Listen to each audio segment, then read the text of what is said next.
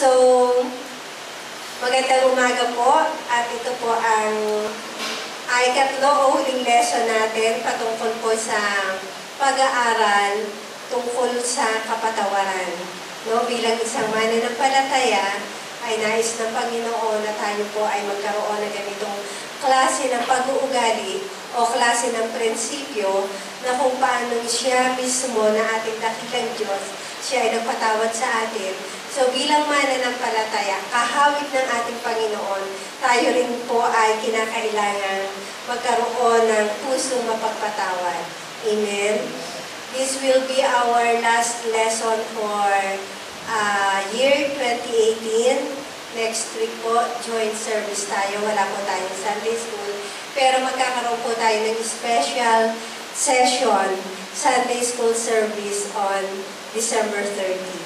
So, to continue, ano po mga kapatid, ito po tinatawag na extending forgiveness. So, kung paano po yung quality ng Panginoon na pagmamahal na ipinagkaloob sa atin at hinayaan ng Diyos na ganung klase ng character o quality ay maipasa sa atin, tayo pong pinagkalooban ng Panginoon ng pagmamahal ay ninanais niya rin na maging mapagmahal. Ang sabi niya po sa Leviticus, magmahalan ang bawat isa sa atin, na gaya niyang Panginoon na nagmamahal sa bawat isa sa atin. So, ano po itong forgiveness? There was a story, a true story. Alam ko pong lahat ay aware doon po sa Nazi murder naganap during First World War sa pamumuno po ni Hitler, na kung saan alam natin mga kapatid na ang naging focus nito ay ang mga Hudyo. Ilang milyon po ang alam natin na sinunog doon sa concentration camp sa pangunguna nga po ng German leader na si Hitler. Milyon ang alam nating nasunog doon sa tinatawag na Nazi concentration camp. Alam niyo po, marami na tayong kwentong naririnig patungkol doon sa mga patotoo na mga Hudyo, kung paano, kung may nabasa po kayo sa Facebook, siya po ay matanda ng babae na nag-confess na silang dalawa ng kanyang twin ay ginawang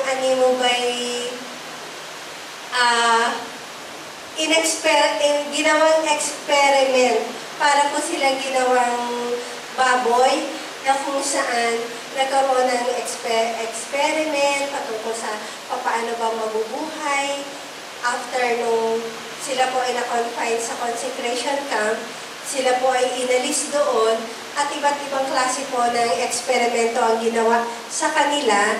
At alam niyo po, ang sabi po nung babaeng ito, up to now, namatay na ang kanyang kakambal, up to now, ay parang nagiging traumatic sa kanya ang pangyayari na ikaw nga naman ay nasa sakulungan, ilalabas, dadalhin sa laboratorio, at kumbagay, mo nga'y hayop na ginawang specimen, no? Experiment, specimen.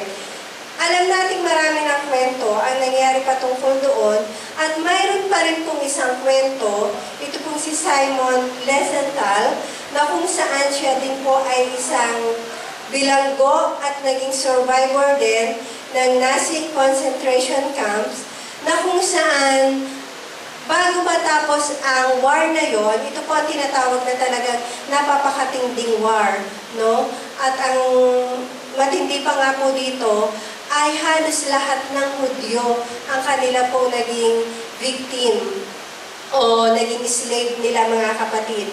Ang sabi po niya, bago po matapos ang war na yon, no, mayroon pong isang sundalo ni Hitler na kung saan ito po ay nag-confess sa kanya na ang sundalo daw pong ito hindi na mapagkatulog sapagkat dumarating pa rin sa kanyang kaisipan kung papaanong paghihirap ang ginawa nila sa mga Hudyo. Diga po, kung natatandaan niyo sa history, yung matatanda na Hudyo, Ito po ay pinagsama-sama talaga sa isang lugar na nangyayari mga kapatid. Ano mo ba'y napapalaking hurno ang nangyari sapagkat yung mga imbalido, mga matatanda na, senior citizens, imagine niyo po ang sarili niyo. Kumbaga kung kayo po ay hindi na karapat-dapat, no? Kung kayo po ay wala ng purpose, kayo po ay dadalhin sa isang malaking lugar at doon po ay susunugin. Ganun po ang nangyari mga kapatid. At ang sabi nga po nitong taong ito, hindi na siya magkaroon ng pagkatulog at naalaala niya kung paanong paghihirap ang ginawa nila sa mga wala namang kasalanang Hudyo. Mga wala namang kamuwang-muwang dahil nga lang sa away, no, mga kapatid, sila po ay naging biktima. At ang taong ito, mga kapatid, ay humingi ng kapatawaran dito po kay Simon Lesenthal. Pero ano pa nangyari? Instead po na pinatawad niya taong ito, ang sabi po ni Lesenthal, hindi niya kayang patawarin ang sino mang kalahi o sino mang German, no, na gumawa ng karumal-dumal na bagay na ito sa kanilang lahi. Bagkus ano po ang ginawa? Siya po ay umalis at siya po ay hindi nga nagbigay ng pagpapatawad dito sa Nazi trooper. Now, when it comes to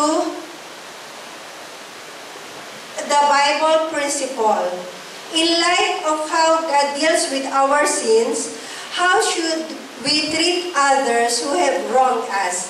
Diga po, bilang tao, mahirap naman talaga magpatawad. Pero, tayo po ay pinatawad ng ating dakilang Diyos. Kung mayroon man po napapakalaking pagkakasalang nagawa, walang iba po kundi tayo sa ating Panginoon. Kasi ibinigay ng Diyos sa atin ang lahat-lahat, pero tayo po sa hindi natin pagsunod sa ating Panginoon, sinasadya man o hindi, tayo po ay nagkasala sa Kanya. Pero nangyari nga mga kapatid, tayo po ay napatawad ng ating Panginoon. So if someone is truly sorry and repents of his crimes and asks us for forgiveness, should we not forgive the person? Personally, tatanungin ko po kayo. Alam ko po, wala namang exempted sa atin. Lahat po ay may mga nakasakit sa atin at lahat din naman po ay nasakta natin in one way or another. Malaki man o maliit na pagkakasala, tayo po ay naging biktima, no, ng kasakitan at tayo rin ay nakasakit sa ating kapwa. Or there are cases, no, na parang kasalanan hindi kapatapatawad. Alam ko kung may ganong pangyayari. Halimbawa na lang, kung ikaw ay case ng biktima ng case ng rape victim, no, maltreatment, torture, na gaya nga po ng ating in-illustrate kanina, ito po ba ay madaling patawarin? Diga, magaling kung napapakaliit na pagkakasala, madali mong patawarin, pero paano po itong mga grabing kasalanan? Pero ano po ang sabi ng Bible sa atin? In Matthew chapter 18, verses 21 to 22, ito po ay reminder na lang sa bawat isa sa atin. Ang sabi po ng Panginoon kay Simon Pedro, na magkagayo ay lumapit si Pedro at sinabi sa kanya, Panginoon, makailang magkakasala ang aking kapatid laban sa akin na siya'y aking patatawarin hanggang sa makapito? Sinabi sa kanya ni Jesus, hindi ko sinasabi sa iyo hanggang sa makapito, kundi hanggang sa makapitongpung-pito. And this pertains to same person in one day. Madali naman kunwaring magpatawad nagkagalit kami ng Ate Lu, may ginawa ang Ate Lu kasalanan sa akin, o ako si Ate Lu, napatawad ko siya. Si Brother Marton, same day, ganoon din, nag-away kami, napatawad ko. Sister Pressy, no? Parang 7 beses ay pwede kang magpatawad. Pero ang sinasabi po ng Bible, same person. At hindi lang 7 beses, kundi pwede daw po natin itong interpret as to 77 times na magkasala sa iyo ang isang tao in one day. O kaya naman, 70 times 7. In other words, 490 times mong patatawarin ang iyong kapatid sa isang araw. Ano po ang ibig sabihin nito mga kapatid? There is no room in unforgiving spirit. Kumbaga, kung sa isang araw, ikaw ay magpapatawad, we have 365 days.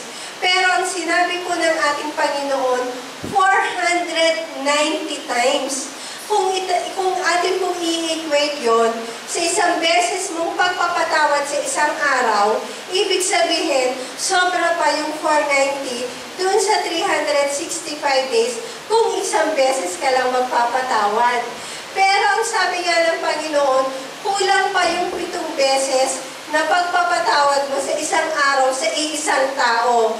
Kundi kung ito ay 70 times 7, ibig sabihin, hindi dumadaan ng isang oras o ilang minuto na hindi ka nagpapatawad.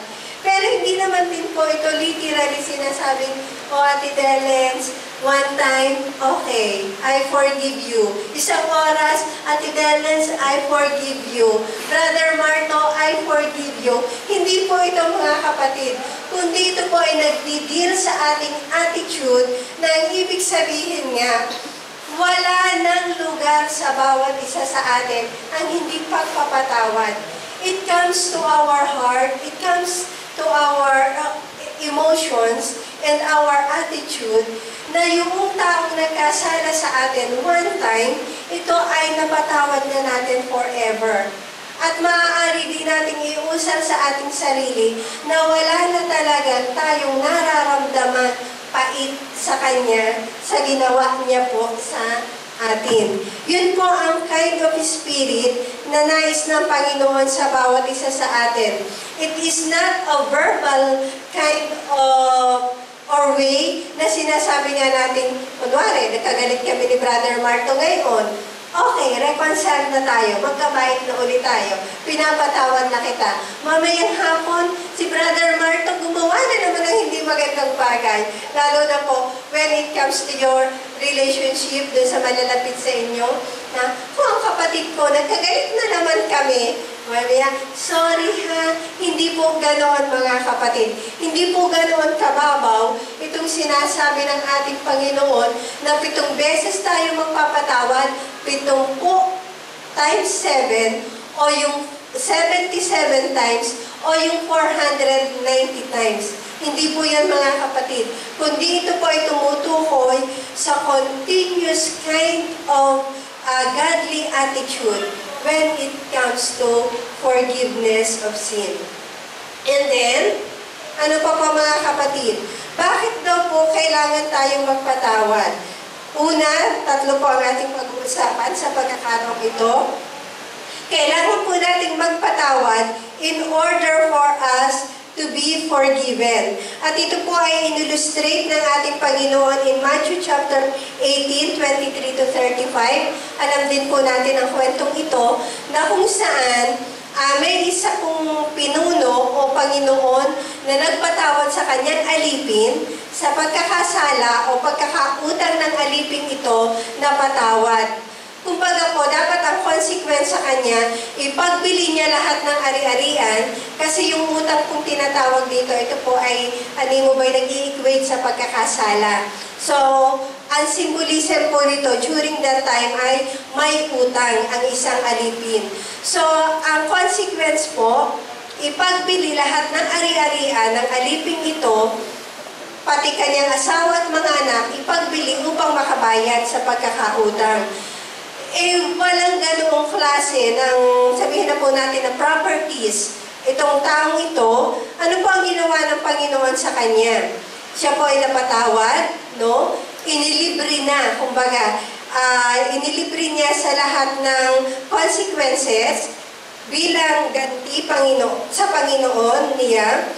Ang nangyari mga kapatid, itong palang alipin ito ay mayroon din kapwa alipin na nagkasala sa kanya o may pagkakautang. So alam natin kung ano nangyari sa kwentong ito mga kapatid. Hindi pinatawad, bagpos ay pinahirapan at ipinabilang po hanggang sa makabayad sa pagkakautang. Nalaman po ng Panginoon na ganoon ang ginawa ng alipin. So ang ginawa po, pinatawag yung nagkasala sa kanya, ipinabilanggo, ginawa ng paghihirap hanggang sa makabayad. Ano po ang ibig sabihin? Kung nais po natin ang kapatawaran ng ating Panginoon, tayo din po sa ating mga sarili ay magkaroon ng pagpapatawad sa taong nagkakasala sa atin. Itong illustration ito, Panginoon, mas mataas po siyang antas, and then may dalawang alipin na nagkaroon ng pagkakasala. Itong isang alipin ito, hindi nagpatawad, samantalang pinatawad na siya ng Panginoon. So ano po ang consequence? Napatawad ka na ng Panginoon, pero nung nalaman ng Panginoon ito na ikaw ay gumawa ng hindi pagpapatawad sa iyong kapwa, ikaw din ay pinahirapan o binalanggok ng ating Panginoon. So ganun po mga kapatid. Jesus taught that those who refuse to show mercy to others, alam natin ang kapatawaran ay pagbibigay ng kabat sa nagkasala sa atin, by refusing to forgive them, disqualify themselves from receiving the mercy and forgiveness of God. So ganun daw po mga kapatid. No, dinidisqualify mo ang sarili mo sa pagpapatawad ng ating Panginoon kung tayo sa ating kapwa ay hindi nagkaroon ng pagpapatawad. Number 2, leave vengeance to God. Kung tayo daw po ay nagpatawad, no, sa ating kapwa, binibigay na natin sa Panginoon ang kagantihan. Bilang tao, ganun naman talaga ang nature ng tao eh. Pag ikaw ay gumawa sa akin ng hindi maganda, gagawin din kita ng hindi maganda. Pero ang sabi ko nga po kanina sa inyo, mayroon pong panuntunan ng ating Panginoon, utos sa Leviticus chapter 19 verse 18. Ang sabi po, "Thou shalt not avenge, nor bear any grudge against the children of thy people, but thou shalt love thy neighbor as thyself. I am the Lord." No? Instead po na gawin natin ang paghihiganti ang ating pong kapwa, ang sabi po ng Panginoon sa Lumang Tipan, mahalin natin ang ating pong mga kapwa. At ito po ay in-affirm ni Apostol Pablo in Romans 12:19. Sabi po niya, "Dearly beloved, avenge not yourselves, no? But rather give place unto wrath, for it is written, vengeance is mine, I will repay, saith the Lord." So, kung may gumawa man nga po sa atin ng hindi maganda, ang sabi po ng Panginoon, huwag kang gumanti, ang kagantihan ay sa akin. And then, meron pong isang author, si Alexander C. Dijon, siya po ay seminarian, na meron po siyang itinuturo sa bawat isa sa atin when it comes to dealing with forgiveness and vengeance. Mayroon daw pong 3 prinsipyo na kailangan nating isa-isip when it comes to forgiveness and when it comes to vengeance sa paghihiganti. Ang sabi po, when it comes to forgiveness, it means to forgo the right of striking back.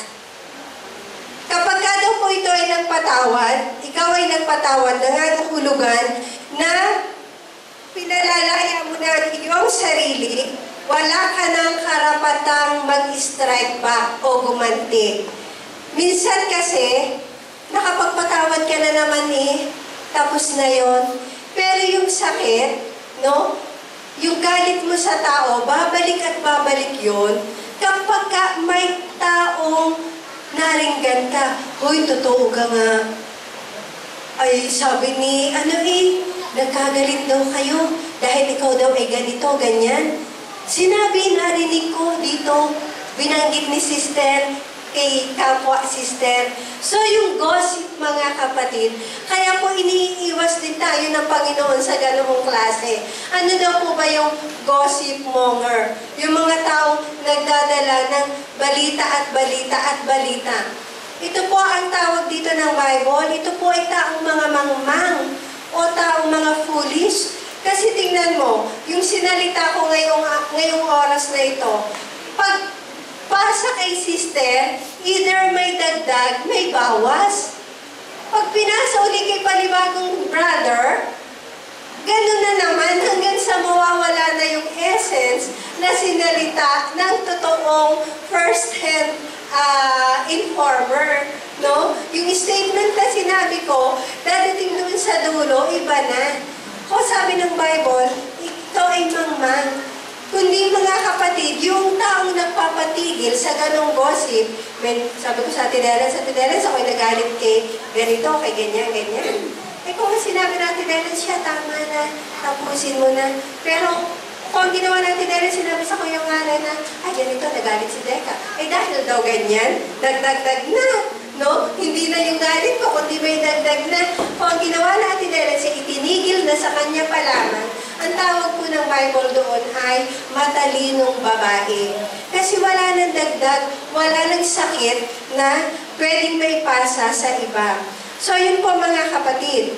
Number 1, you forgo the right to strike back. 1, reject the urge to repay gossip with gossip and a bad turn with a worse turn. No, pagkus nga na magiging maayos, kaya kami hindi magiging mare-reconcile ay dahil sa kababalita nyo ng iba't ibang balita. At ang naging mas matindi pa nga po ang balita na lalong nagkaroon ng kasakitan sa kalooban ng nakasakit at ng nasaktan. Second, it means replacing the feeling of resentment and anger with goodwill, a love which seeks the other's welfare, not harm.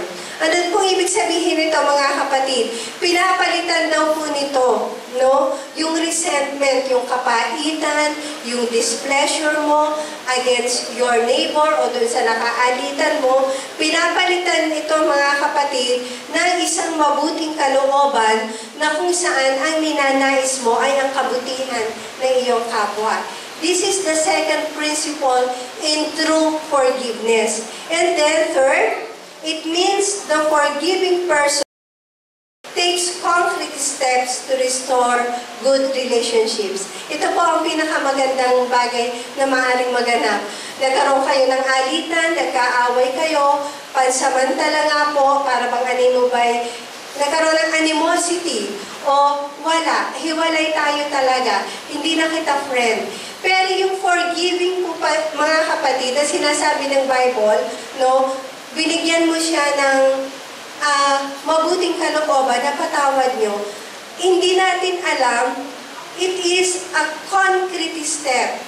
It is one way, dadating ang panahon, no, kayong magkaaway ay muling magkakabati. At ito po ang napapakagandang bagay. At alam ko kung bawat mananampalataya, ganito po ang ginagawa natin. O kung hindi pa man, kung mayroon pa man tayong nakaalitan ngayon, ito po ang napapakagandang bagay na gawin ng bawat isa sa atin. Ito po ang mabuting kalooban ng Panginoon sa bawat isa sa atin. Ang magkaroon ng reconciliation sa bawat isa. And then, third, continue to forgive. Nabanggit ko po kanina, hindi naman ito, okay, nagkagalit kami natin Dennis. Bakit? Pinapatawad na kita. Tapos na. Nagkagalit kami ni Brother Marto. Okay. Tapos na.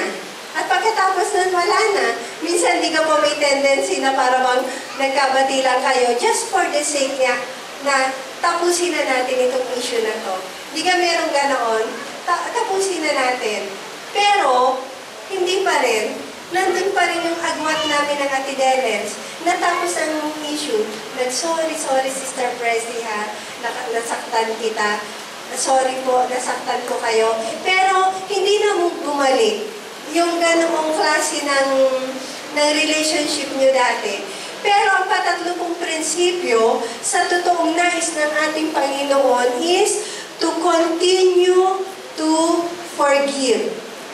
In Luke 7:73-4, take heed to yourselves, if thy brother trespass against thee, rebuke him, and if he repent, forgive him, and if he trespass against thee 7 times in a day, and 7 times in a day turn again to thee, saying, I repent, thou shalt forgive him.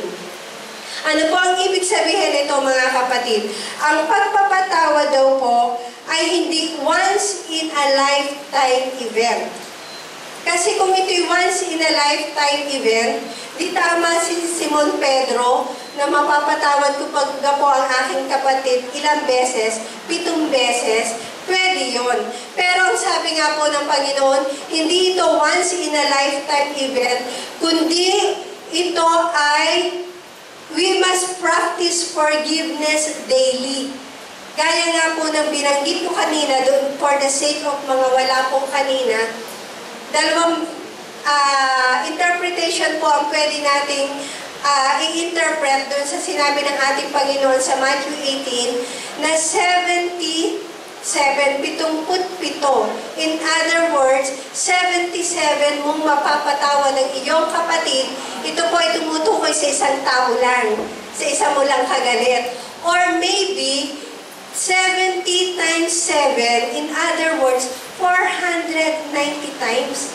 Eh kung ating pong i-equate yun sa daily forgiving na 1 time, kung tayo po ay may 365 days in a year, mas madami pa yung 490 times na pwede kang magpatawad kung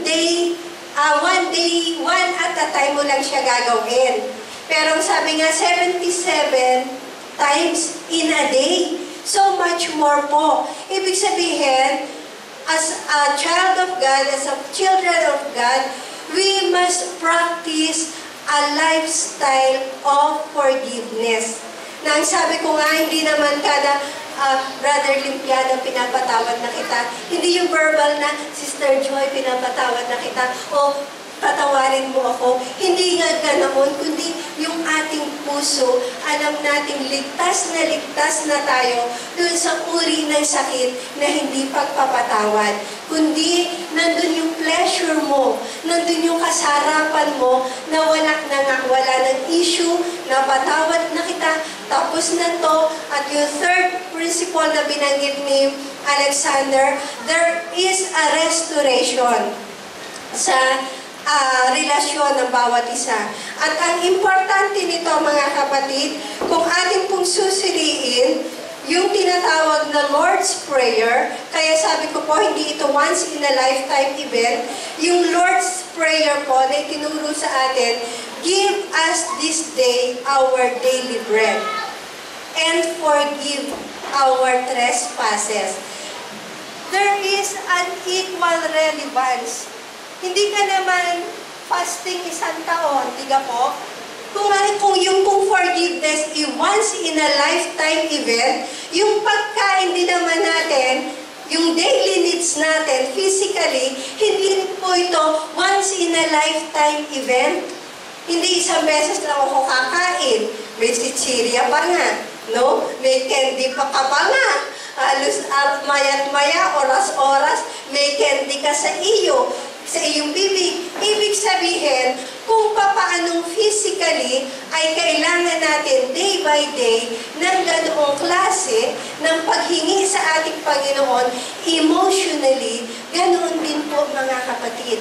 No? Kung paano mong hinihingi sa Diyos na patawarin ka araw-araw dahil alam ng Panginoon, basically, as human being, tayo po ay nagkakamali at nagkakasala.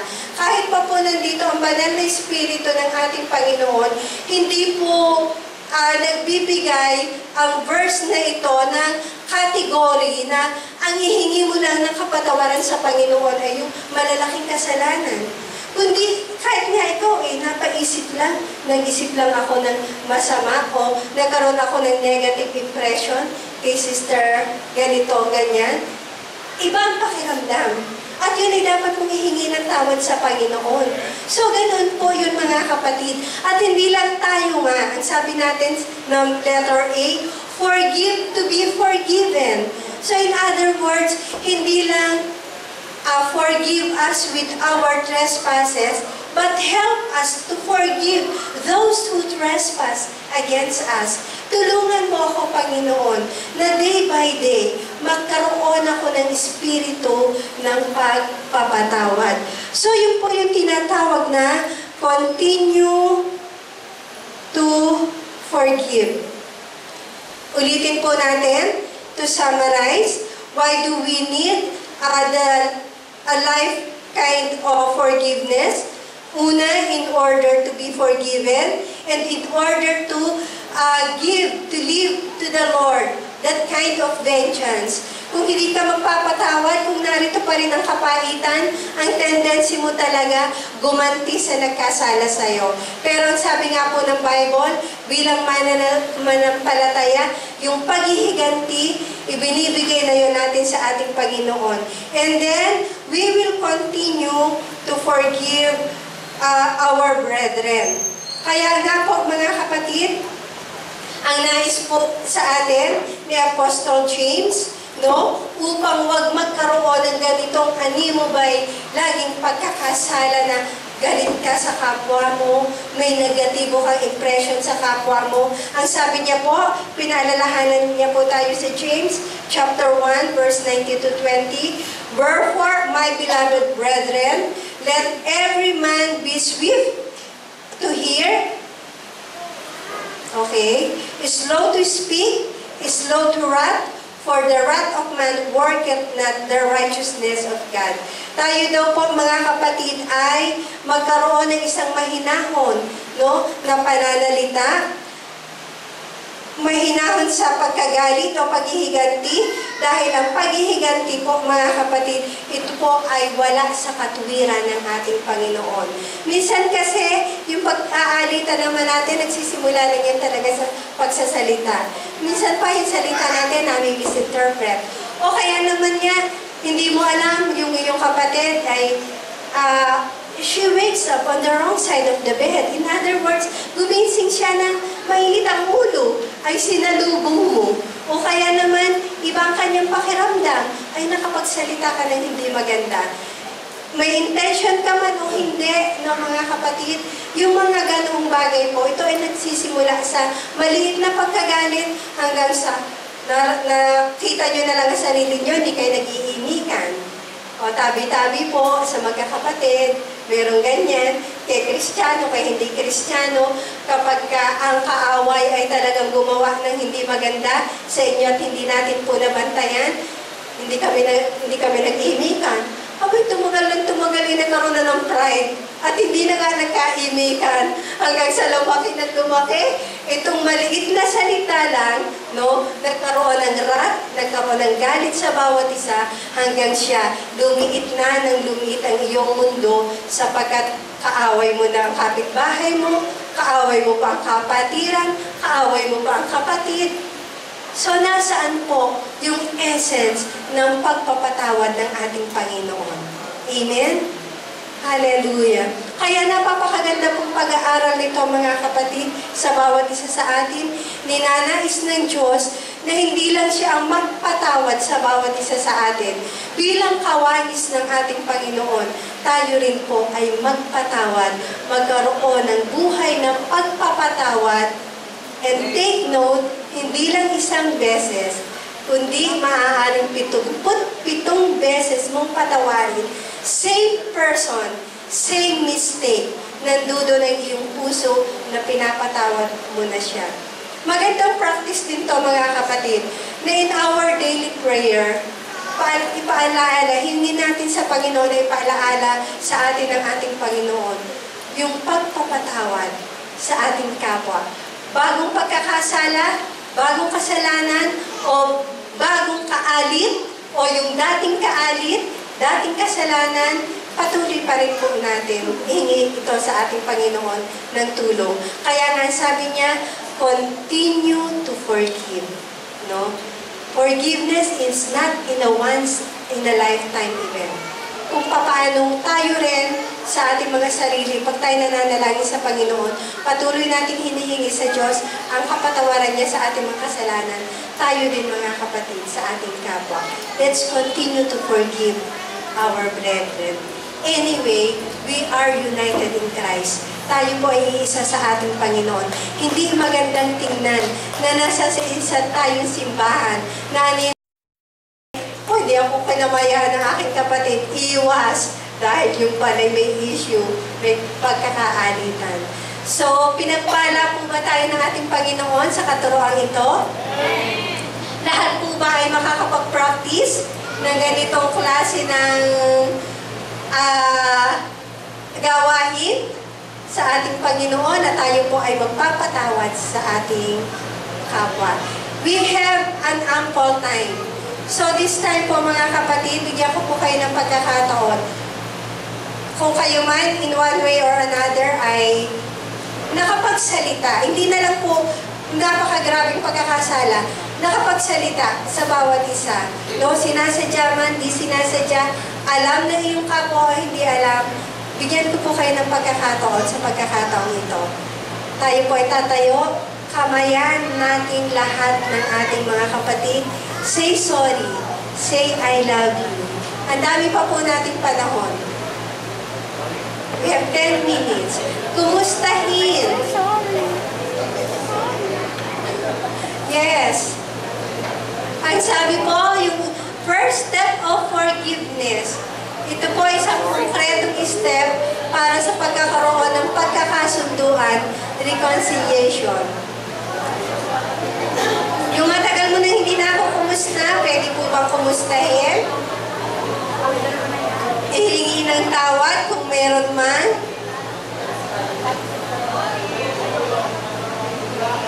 Kumustahin po natin yung ating po dating mga kasama na ngayon ay sobra nating na-miss.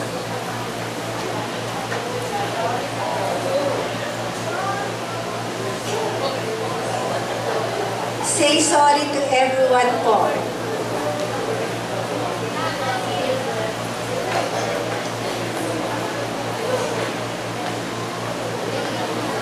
Napakagandang bagay po na bago tayo magsimula ng ating gawain ay talagang nag-greet natin ang ating pong mga kapatid.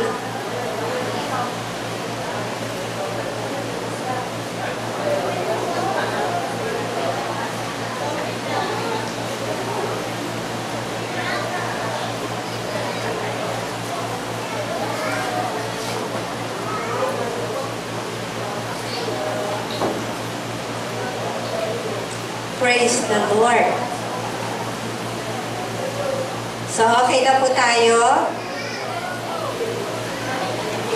Kahuli-hulihan mga kapatid, ang sabi po dito, God's forgiveness means we are liberated, delivered, and set free to live a glorious life in Christ. Ang sabi po, ang pagpapatawad daw ng ating Panginoon, ito daw po ay nagpalaya sa atin, no? Upang nang sa gayon, makapamuhay po tayo ng maluwalhati gaya ng pamumuhay ng ating dakilang Diyos. Hinihiling ko po ang bawat isa ay tatayo.